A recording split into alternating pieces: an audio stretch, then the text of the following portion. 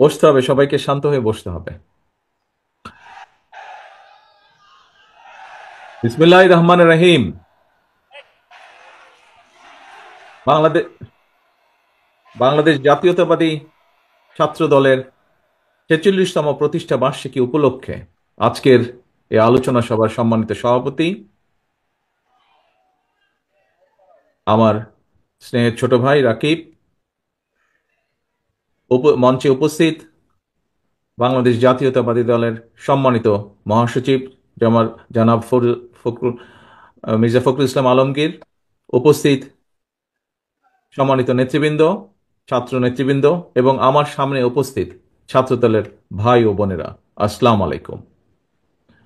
আমার বক্তব্যের প্রথমেই আমি আজকে শ্রদ্ধার সঙ্গে প্রথমে, সম্মানের সঙ্গে প্রথমে স্মরণ করতে চাই জুলাই আগস্ট মাসের যে গণ অভ্যুত্থান, সেই অভ্যুত্থানে ছাত্র দলের প্রথম শহীদ ওয়াসিম আকরামকে, এবং ওয়াসিম আকরাম সহ যে ১৪৩ জন ছাত্র দলের কর্মী শহীদ হয়েছেন তাদেরকে স্মরণ করতে চাই।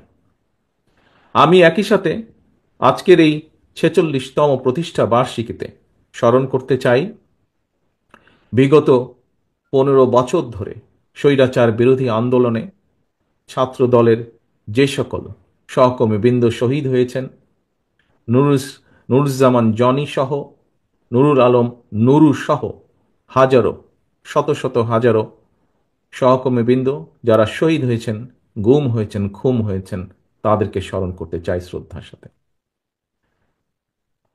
প্রিয় সহকর্মীবৃন্দ, দেশ এবং জনগণের কাঁধে চেপে বসা এক ফ্যাসিস্ট মাফিয়ার অপমানজনক পলায়নের মধ্য দিয়ে পার হলো ঐতিহাসিক ২০২৪ সাল। নিরাপদ সমৃদ্ধ বাংলাদেশ গড়ার এক অপার সম্ভাবনা নিয়ে আরো একটি নতুন বছরের যাত্রা শুরু হলো আজ থেকে। নতুন বছরের শুরুতেই দেশের বীর ছাত্র জনতাকে জানাই ইংরেজি নববর্ষের শুভেচ্ছা।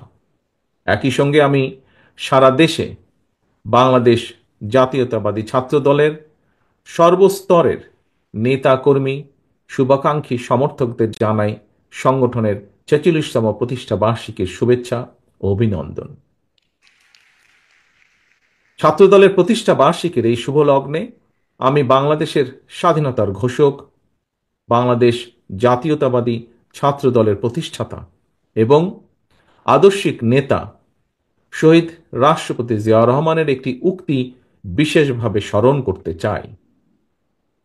দেশের শিক্ষা ব্যবস্থাকে আধুনিক, কর্মমুখী এবং সময়োপযোগী করে গড়ে তুলতে স্বাধীনতার ঘোষক শহীদ জিয়া বলেছিলেন, উৎপাদনমুখী শিক্ষা ব্যবস্থায় আমাদের লক্ষ্য।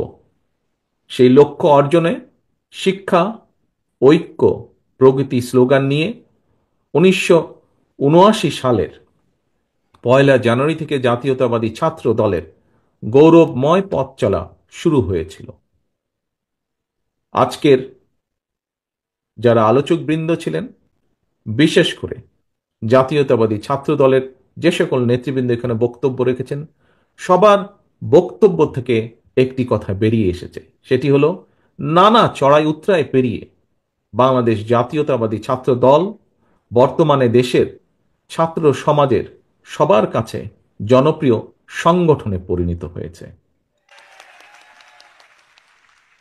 প্রিয় সহকর্মীবৃন্দ, জাতীয়তাবাদী ছাত্র দলের জন্মলগ্ন থেকে আজ পর্যন্ত যারা এই সংগঠনের জন্ম ও বিকাশের সঙ্গে জড়িত ছিলেন, যাদের ত্যাগ, তিতিক্ষা, শ্রম, ঘাম, মেধা বা মননে এই সংগঠনটি সারা দেশের শিক্ষার্থীদের মধ্যে এবং জনমনে একটি ইতিবাচক ভাবমূর্তি প্রতিষ্ঠা করতে সক্ষম হয়েছে, আমি ছাত্র দলের প্রতিষ্ঠা বার্ষিকীর এই দিনে সেই সকল নেতা কর্মী সমর্থকদেরকে গভীরভাবে স্মরণ করছি, বিশেষ করে তাদের ভূমিকাকে। ছাত্রদলের প্রিয় ভাই ও বোনেরা, হাজারো ছাত্র জনতার সীমাহীন আত্মত্যাগ আর তেজদীপ্ত সাহসী ভূমিকার কারণে মাফিয়া চক্রের পলায়ন এবং পতনের পর বর্তমানে বাংলাদেশ আবার এক বিপুল সম্ভাবনার দ্বার প্রান্তে দাঁড়িয়েছে। আমাদের সকলকে খেয়াল রাখতে হবে কোনো হঠকারী সিদ্ধান্তের কারণে যাতে গণ অভ্যুত্থানের আকাঙ্ক্ষা বিনষ্ট হবার পরিস্থিতি সৃষ্টি না হয়। এই ব্যাপারে ছাত্রদলের প্রতিটি নেতাকর্মীকে সতর্ক এবং সজাগ থাকতে হবে। মনে রাখা দরকার, লোভ বা লাভের ঊর্ধ্বে উঠে ভবিষ্যৎ প্রজন্মের জন্য একটি নিরাপদ এবং স্বাবলম্বী বাংলাদেশ গড়তে বিশেষ করে ছাত্র ও তরুণদের ভূমিকা অপরিসীম। বাংলাদেশকে আন্তর্জাতিক বিশ্বে একটি কার্যকর এবং প্রভাবশালী রাষ্ট্রের ভূমিকায় দেখতে চাইলে, বাংলাদেশ নামক রাষ্ট্রের একজন মর্যাদাবান নাগরিক হিসাবে বেঁচে থাকতে চাইলে জ্ঞানভিত্তিক সমাজ ও রাষ্ট্র গঠনের কোনোই বিকল্প নেই। সুতরাং প্রিয় ছাত্র দলের ভাই বোনেরা, তোমাদেরকে অবশ্যই মনে রাখতে হবে, শিক্ষার্থীরাই জ্ঞানভিত্তিক রাষ্ট্র ও সমাজ গঠনের প্রধান হাতিয়ার। রাষ্ট্র এবং রাজনীতি সম্পর্কে শিক্ষার্থীদের অবশ্যই সচেতন থাকতে হবে। তবে শিক্ষার্থী হিসাবে তোমাদের প্রথম এবং প্রধান লক্ষ্য হতে হবে লেখাপড়া, লেখাপড়া এবং লেখাপড়া। প্রিয় ছাত্রছাত্রী ভাই বোনেরা, দেশকে তাবেদার রাষ্ট্রে পরিণত করে রাখতে পলাতক স্বৈরাচার গত ১.৫ দশকে দেশের রাষ্ট্র ব্যবস্থা, শিক্ষা ব্যবস্থা প্রায় ধ্বংস করে দিয়েছিল।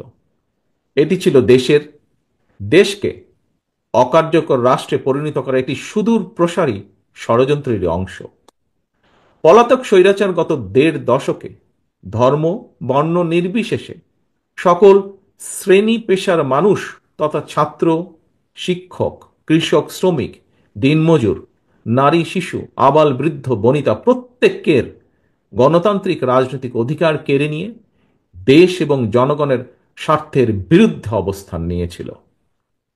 ফলে ব্যক্তি থেকে সংগঠন তথা বাংলাদেশের পক্ষের প্রতিটি রাজনৈতিক দলের সামনেই দেশ এবং জনগণের কল্যাণে নেওয়া তাদের নিজ নিজ রাজনৈতিক আদর্শ, লক্ষ্য কিংবা কর্মসূচি বাস্তবায়নের পলাতক স্বৈরাচারী ছিল প্রধান বাধা।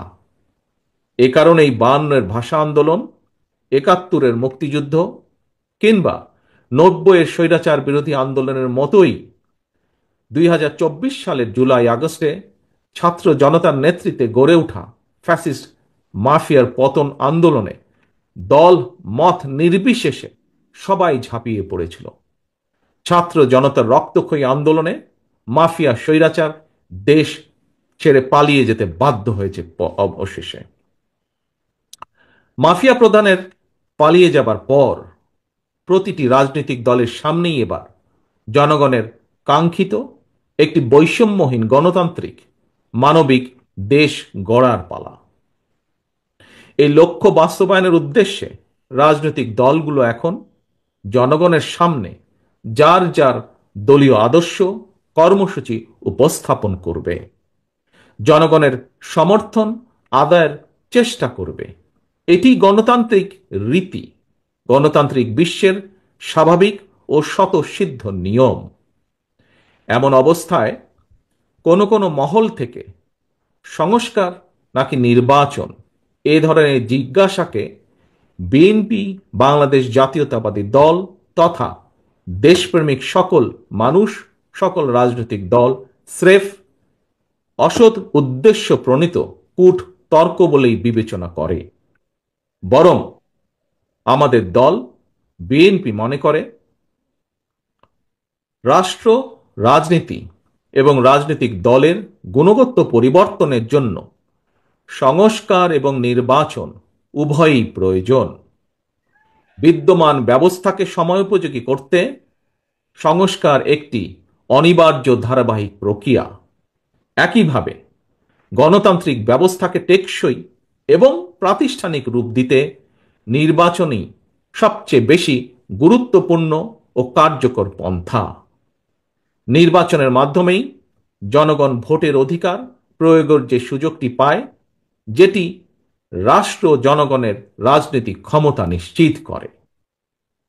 প্রিয় সহকর্মীবৃন্দ, বিএনপি মনে করে রাষ্ট্রে জনগণের রাজনৈতিক এবং অর্থনৈতিক ক্ষমতা নিশ্চিত করা না গেলে গণতন্ত্র, মানবাধিকার কিংবা পুঁথিগত সংস্কার শেষ পর্যন্ত কোনো কিছুই টেকসই হয় না।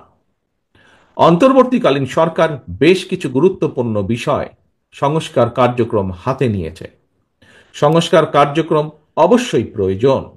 এ কারণেই অন্তর্বর্তীকালীন সরকার হয়তো তাদের দৃষ্টিতে অনেক বড় বড় সংস্কার কর্মসূচি হাতে নিয়েছে। তবে এইসব